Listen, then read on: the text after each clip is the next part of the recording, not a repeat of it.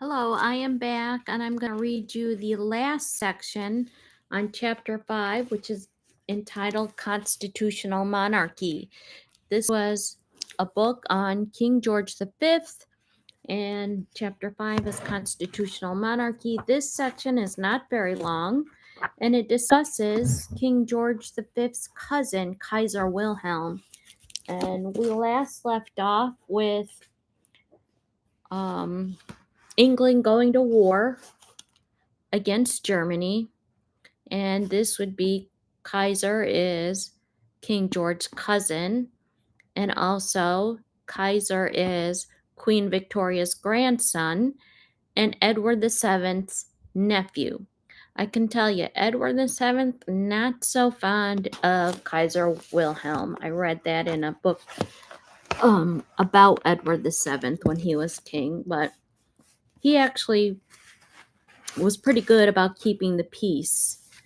But anyways, he was known as the peacemaker during his reign, King Edward VII, and a lot of things were brewing during his time, and he had a wife that was from Danish, and she was getting overpowered. Their country was getting overpowered by Germany and Prussia at that time, and so he had a lot of relatives all over Europe.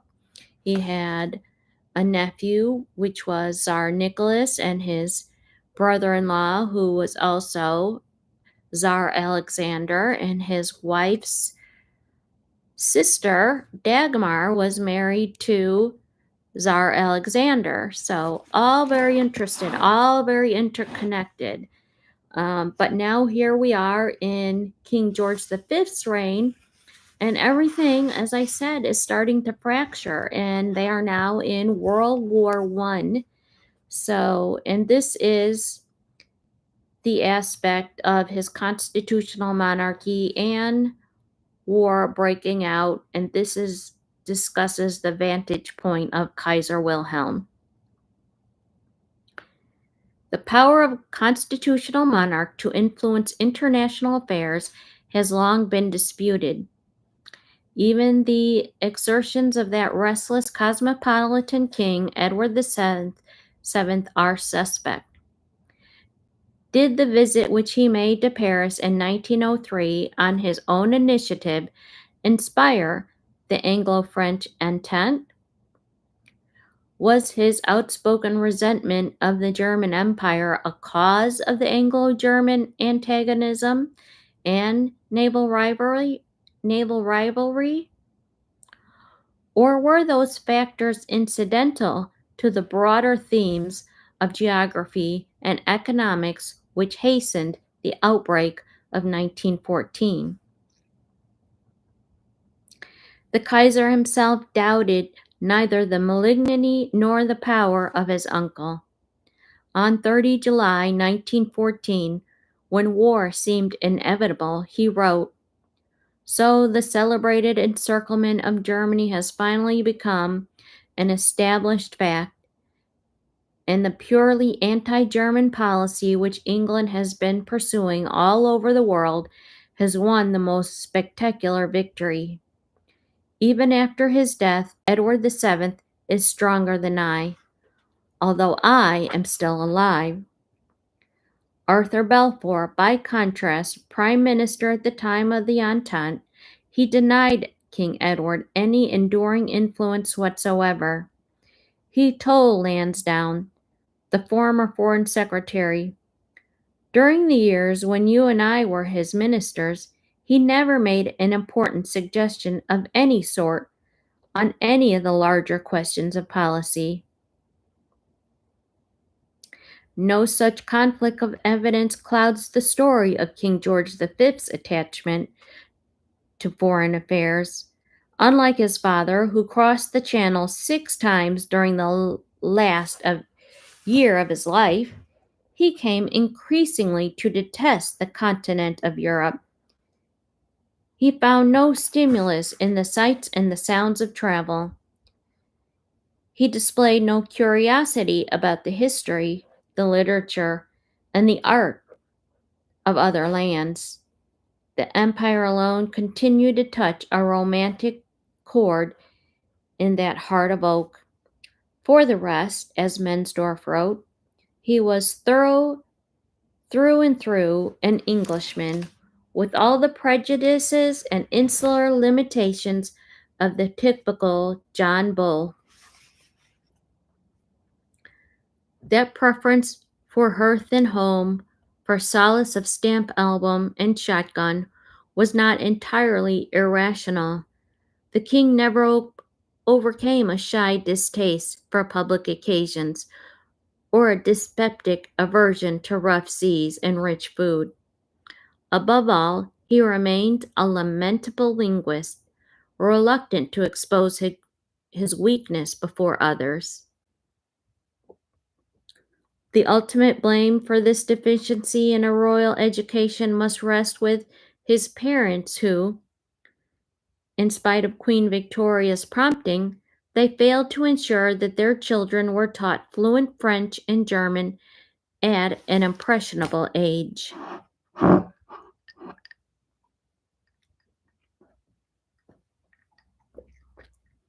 The texts, for all their improvidence, made no such mistake with the future Queen Mary.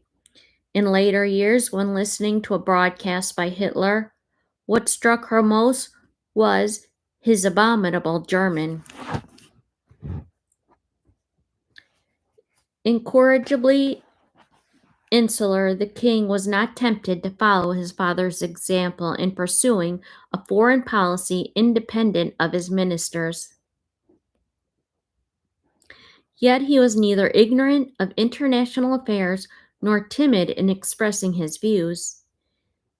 He interrogated ambassadors, annotated diplomatic dispatches, read the newspaper, and when required by the government to make state visits abroad, he ultimately complied if convinced that they were in the national interest. So I'm just going to show you a picture of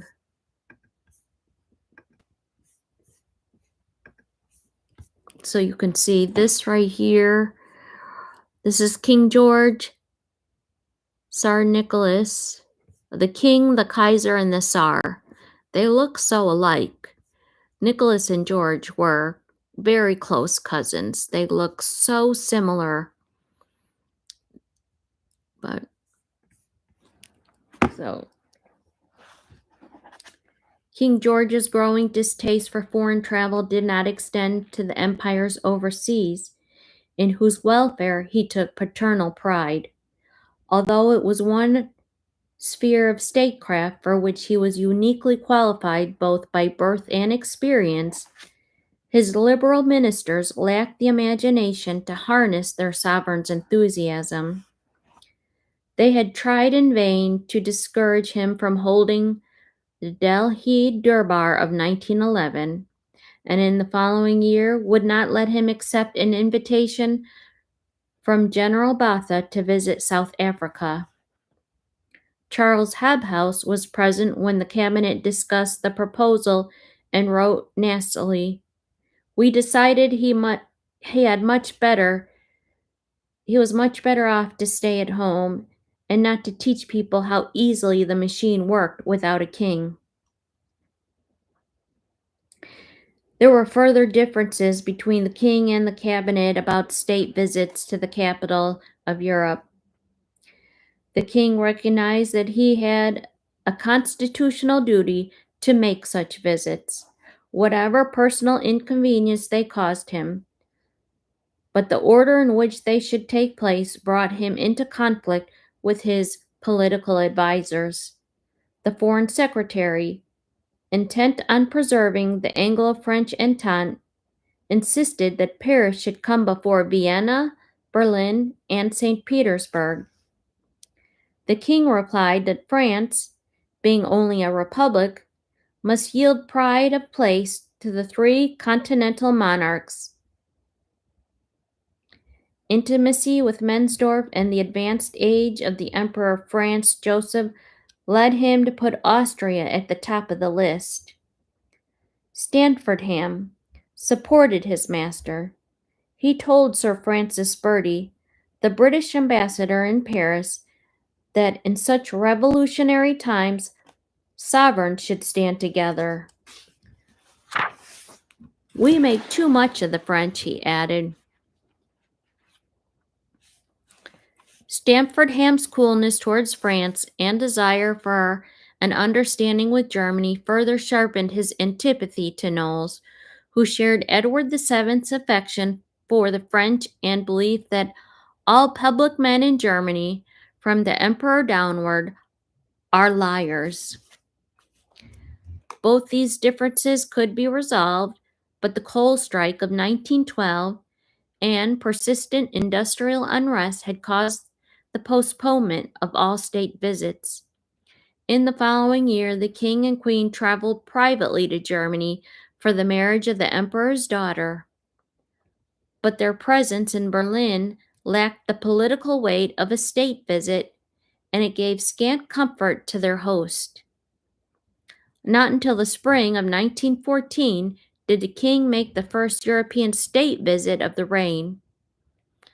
It was to Paris, undertaken on the advice of the Foreign Secretary, but without the least enthusiasm of the sovereign.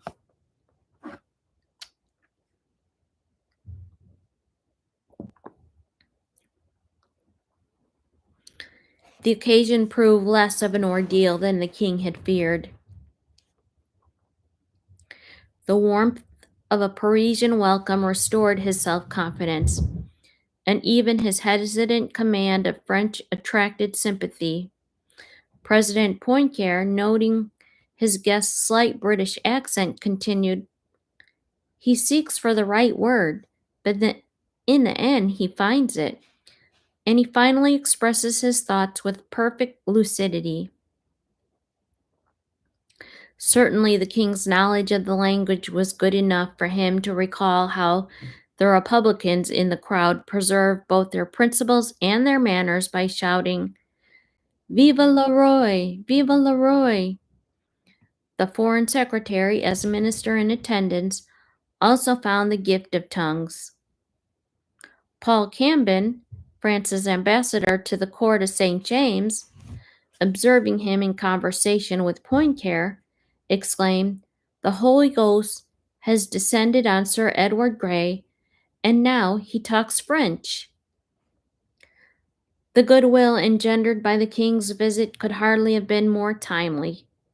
Within weeks of his return to London, the outbreak of war had welded the fragile understanding with France into an armed alliance strong enough to withstand 4 grueling years of German attrition. Too much must not be claimed for the efficacy of state visits. Yet, if it is conceded that Edward VII's inspired opportunism and genial charm laid the foundation of Anglo-French amity, his son's more stolid, dependable qualities cannot be denied their place in consolidating the Entente. In the volatile field of Anglo-German relations, King George's patience and restraint showed to a particular advantage. He had been brought up by his parents to see little merit in Germany, much less in the young emperor, his cousin William. Queen Alexandra, who never forgot or forgave Prussian aggression against her native Denmark, wrote of him to Prince George in 1888, "Oh, he is mad, and he is a conceited ass," who also says that Papa and Grandmama don't treat him with proper respect as the emperor of old and mighty Germany. But my hope is that pride will have a fall someday, and it won't. We will rejoice then.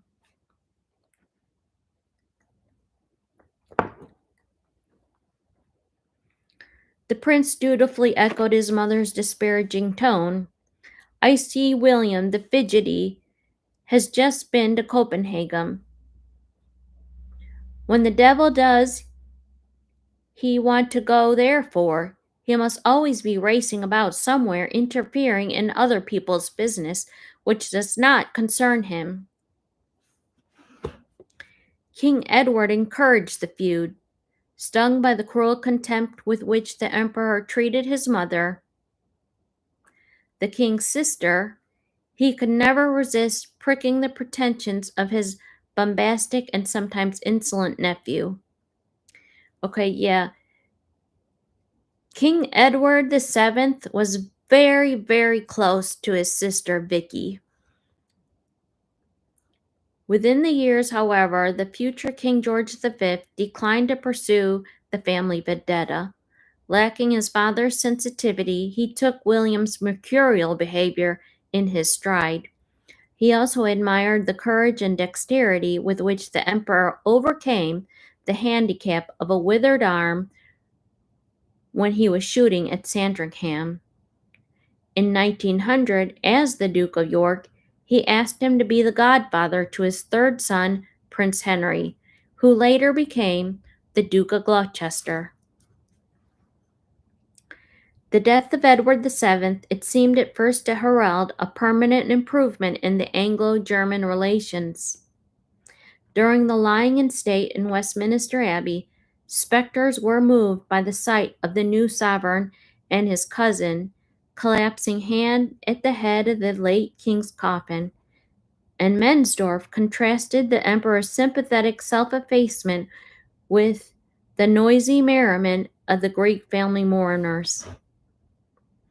In 1911, the Kaiser returned to London for the unveiling of the memorial of his grandmother, Queen Victoria, outside Buckingham Palace. Again, he proved an agreeable guest, even though the king turned down his bizarre request that the German crown prince, a recent visitor to India, should be appointed honorary colonel of the Kaiser Rifles. Behind the emperor's affability, however, lay a deep and unreasonable suspicion of British foreign policy. The king, regretting that he should so often rattle the saber, told Mensdorff, "The Germans suspect that there are English spies everywhere, yet we have no secret service funds, or at least they are much smaller than those of other state, and other spies are the worst and clumsiest in the world. German espionage, on the other hand, is magnificently organized and lavishly financed. In Portsmouth and Southampton, there's always a certain number of German spies. We have no protection against them, and so far I am concerned German officers can examine all our ships." The Kaiser gave particular offense on the eve of his departure from Portsmouth in 1911, but uttering threats and curses against England to Prince Louis of Battenberg, one of the most senior of serving British admirals and a cousin of the king. That was not only an awkward moment of what the king had intended to be a purely family occasion. In casual conversation at Buckingham Palace, the emperor had expressed his country's resentment at France's colonial presence in Morocco and the intention of Germany to seek compensation elsewhere in Africa. 2 months later, when the British government reacted with fury to the dispatch of a German gunboat to the Moroccan port of Agadir, the emperor claimed that he had warned the king of the proposed demonstrations of strength and that the king had raised no objection to it. The episode, which brought Europe to the brink of war, illustrates the dangers of informal discussions between constitutional sovereigns. For whereas the emperor possessed the power to initiate and guide his country's policy, his British cousin did not. The king never forgot how in 1890 his father had taken him to see Bismarck only 3 days after the seemingly impregnable chancellor had been dismissed by a young and inexperienced emperor. Bismarck told his visitors,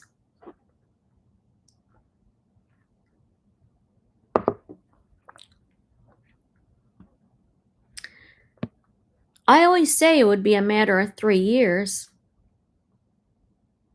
The first year the emperor would be an infant. The second year he would be in leading strings. The third year he would be guided by me, and at the end of that year he would walk away by himself. I have been wrong by 1 year in my calculations." King George V had achieved no independence by the third year of his own reign. The prisoner of a parliamentary democracy, he could neither dismiss his ministers nor even expound policy without their leave. In seeking a personal solution to the Irish problem, he was already exceeding the accepted limits of his constitutional role. International diplomacy he must leave to others. It was there with misgiving that in 1913 he agreed to attend the wedding in Berlin of the emperor's only daughter to the Duke of Brunswick, a private family reunion, yet a potential source of misunderstanding and mischief. The simultaneous presence of King George and of Tsar Nicholas II of Russia both gratified and disturbed the Kaiser. He was proud to entertain his cousins, even the head of an ancient dynasty, yet alarmed at what he neurotically imagined them to be plotting behind his back. The king would later recall how William was almost childless in his jealousy of the intimate friendship between his British and Russian kinsmen, forever trying to ensure that they should never be alone. When they did manage a private talk, the king suspected that William's ear was glued to the keyhole.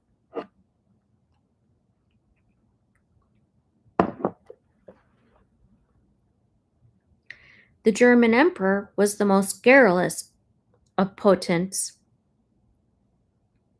He would even inflict sermons on the crew of the imperial yacht Hohenzollern. Omitting, he tactfully assured the Archbishop of Canterbury, all dogmatic trash. At his daughter's wedding, he spared cousin George, but not the king's private secretary. A jobation of international affairs. Fritz Ponsonby noted, "The emperor kept off any delicate political questions with the king, but when he sat next to Big at the luncheon given by the officers, he let drive freely. He said that it hurt him very much to find that we had agreed to send 100,000 men to help the French army against him. I don't care a fig for your 100,000. There you are making alliances with a decadent nation like France and a semi-barbarous nation like Russia, and opposing us, the true upholders of a progress and liberty. On the whole, the visit was a great success. But whether any real good is done, I have my doubts. The feeling in the two countries is too strong for a visit of this sort to alter." That was the heart of the matter. The emperor's outburst reflected not only an excitable temperament, but also national frustration and discontent. There were fears and frictions beyond the control of monarchs. No ruler, however autocratic, could have averted the ultimate collision of powers in August of 1914. The genesis of the Great War is a momentous theme of history, but a tragedy of which King George V was no more than an anguished and impotent spectator. It began as the world has never since forgotten, with the assassination in Sarajevo of the Archduke Franz Ferdinand, heir to the throne of Austria, and his Morganic wife. Terrible shock for the dear old emperor, the king wrote in his diary on 28 June 1914. Twice in recent years he has entertained the Austrian couple, once in Buckingham Palace, where he found them very charming, and again at Windsor, where the Archduke brought down a gratifying number of royal pheasants.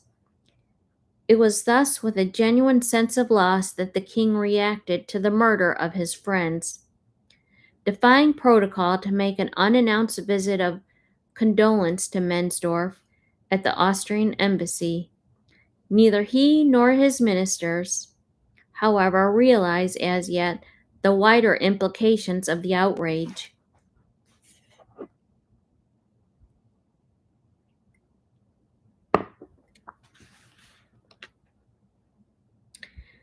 Vienna saw it as a blow to imperial pride and the culmination of a terrorist campaign by Slav nationalists that could no longer be endured. H.A.L. Fisher wrote, "At a moment of acute political tensions, the Prince of Wales had been murdered in Ireland.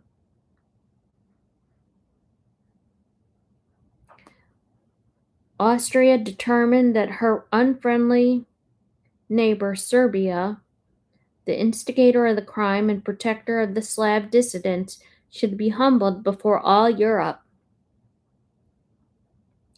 The ultimatum she dispatched to Serbia on the 23rd of July, 1914, was so humiliating, so burdensome in its terms, that no self-respecting nation could have accepted it.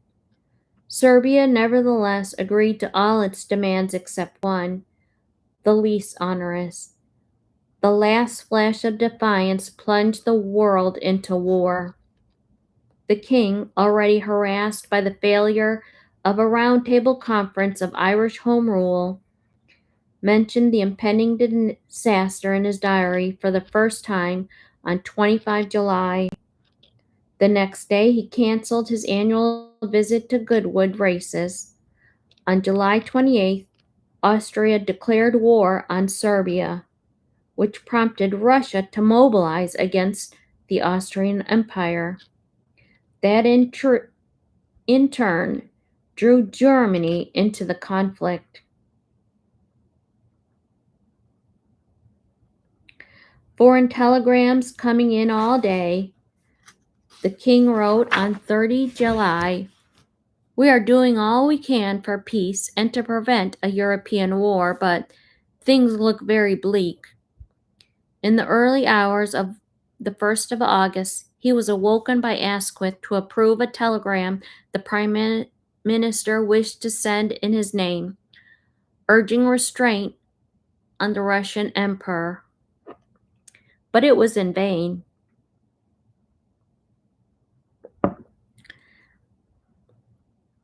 That evening, Germany and Russia were at war. France hurried to the defense of her ally Russia, thus provoking a declaration of war by Germany. Even then, Great Britain, bound to France only by sentiment, could perhaps have held aloof.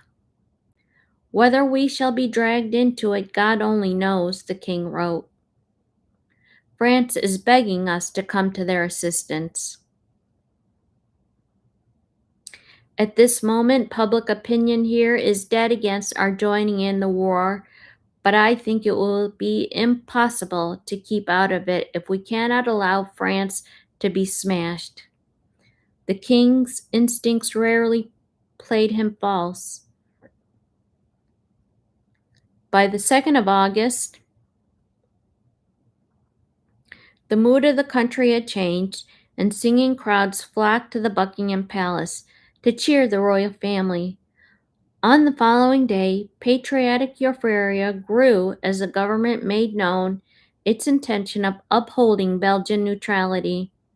guaranteed by a treaty of 1830. It was in effect a promise that Great Britain would stand by France in the face of an invasion by Germany. 3 times that evening, the king and queen were recalled to the palace balcony amid a tumult of cheers. Now everyone is for the war and are helping our friends, the king recorded with satisfaction. The entry in his diary for 4 August 1914 made no concession to the emotions of the hour. Warm showers and windy, at work all day, I held a council at 10:45 to declare war with Germany. It is a terrible catastrophe, but it is not our fault. An enormous crowd collected outside the palace. We went on the balcony both before and after dinner. When they heard that war had been declared, the excitement increased, and May and I, with David, went on the balcony, and the cheering was terrific. The king's last thoughts that evening were for his second son, the future King George VI. He was serving as a midshipman in HMS Collingwood, and in it he wrote, "Please God, it may soon be over," he wrote, "and that he will protect our dear Bertie's life." And that is the end of the Constitutional Monarchy chapter. And that is chapter 5. And it talks about Kaiser Wilhelm and his paranoias and Germany. And that is the end of that chapter. It's very good to see how all that played out and the different problems that King George V had during his reign. So I think every king has a different problem in their generation. And his son, King George VI, had to worry about World War II. Elizabeth had her own set of issues. So every king, every monarch has its issues.